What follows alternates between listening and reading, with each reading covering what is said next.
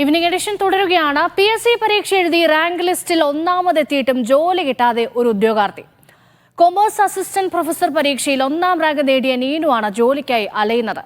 ജോലി സമയമായി ബന്ധപ്പെട്ട വെയിറ്റേജ് പ്രശ്നമാണ് നിയമനം തുലാസിലാകാനുള്ള കാരണമെന്നാണ് അധികൃതരുടെ മറുപടി. ഒരു ഫസ്റ്റ് റാങ്കിലേക്ക് എത്തുക എന്ന് പറയുമ്പം നമ്മൾ ജോലിയിലേക്ക് എത്തുക എന്നുള്ളൊരു ഇതാണല്ലോ. എൻ്റെ വീട്ടിൽ കുറേ മൊമെൻറ്റോസ് ഉണ്ട് പല അനുമോദന ചടങ്ങുകളിലും. പക്ഷേ ഇതൊക്കെ നോക്കുമ്പോൾ എനിക്ക് തന്നെ ഒരു വിഷമാണിപ്പോൾ. കാരണം എന്തിനാണ് ഞാൻ ആ റാങ്ക് നേടിയത് എന്നുള്ളൊരു ക്വസ്റ്റ്യനാണ്. 2019 നോട്ടിഫിക്കേഷൻ വന്നു, 20 പരീക്ഷ, ഒടുവിൽ 2023 റാങ്ക് ലിസ്റ്റും.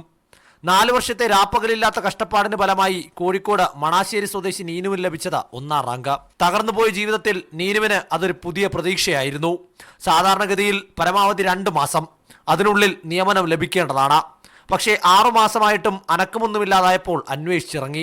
ഓഫീസുകൾ പലത് കയറിയിറങ്ങിയപ്പോൾ ലഭിച്ച മറുപടിയാണ് വിചിത്രം. PG വെയിറ്റേജ് എടുത്ത് ഒഴിവാക്കിയതിനെ തുടർന്ന് അസിസ്റ്റന്റ് പ്രൊഫസർ തസ്തികയ്ക്ക് വേണ്ടത് 16 മണിക്കൂർ വർക്കിംഗ് അവേഴ്സ് ആണ്. ഈ വർക്കിംഗ് അവേഴ്സിൽ വരുന്ന കുറവുണ്ട്. ഇത് ഗവൺമെന്റിനെ സംബന്ധിച്ച് അവർ എക്സസ് ആയിട്ട് കണക്കാക്കുകയാണ് ചെയ്യുന്നത്.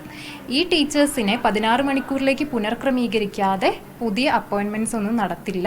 ജോലി കിട്ടും എന്ന് എനിക്ക് ആരും പ്രോമിസ് തന്നിട്ടില്ല. കിട്ടുമായിരിക്കും, കാലതാമസം എടുക്കും, വെയിറ്റ് ചെയ്യൂ എന്നുള്ള രീതിയിലൊക്കെയല്ല. പഠനത്തിനും ജോലിക്കും വേണ്ടി നീനു നേരിടേണ്ടി വന്ന പ്രതിസന്ധികൾ ചില്ലറയൊന്നുമായിരുന്നില്ല. പഠിത്തത്തിന്റെ ജോലിയുടെ ഇഷ്യൂ അറിഞ്ഞ് തുടങ്ങിയ പ്രശ്നങ്ങൾ ഡിവോഴ്സിൽ വന്ന് അവസാനിച്ച ഒരു അവസ്ഥയാണ് എൻ്റെത്. 1 മണിക്കൂർ, അരമണിക്കൂറൊക്കെ ഉറങ്ങിയ ദിവസങ്ങളുണ്ട്, ഉറങ്ങാത്ത ദിവസങ്ങൾ വരെയുണ്ട്. അന്ന് എൻ്റെ മോൾക്ക് കുറഞ്ഞ പ്രായമേ ഉള്ളൂ. അവളെ വെച്ചിട്ട് ഇത്രയും കഷ്ടപ്പെട്ട് ഞാൻ പഠിച്ചത് ഇതിലൊരു ഉന്നത റാങ്കിലേക്ക് എത്താന്നും ജോലിയിലേക്ക് പ്രവേശിക്കുക എന്നുള്ള, റാങ്ക് എത്തുക എന്നുള്ളതല്ല, ജോലിയിലേക്ക് പ്രവേശിക്കുക എന്നുള്ളതാണ് എൻ്റെ ഉദ്ദേശം. നിലവിൽ കൊമേഴ്സ് വിഭാഗത്തിൽ 27 ഒഴിവുകൾ നിലനിൽക്കുന്നുണ്ട്. ഇതിൽ സപ്ലിമെന്ററി ലിസ്റ്റിൽ നിന്ന് മാത്രം 2 നിയമനം നടന്നു. എക്സസ് പ്രശ്നം കൂടാതെ സാമ്പത്തിക പ്രതിസന്ധി എന്ന പതിവ് കാരണവും സർക്കാർ പറയുന്നുണ്ട്. മുഖ്യമന്ത്രി ഇടപെട്ടാൽ പ്രശ്നം പരിഹരിക്കപ്പെടും എന്ന പ്രതീക്ഷയിലാണ് ഉദ്യോഗാർത്ഥികൾ.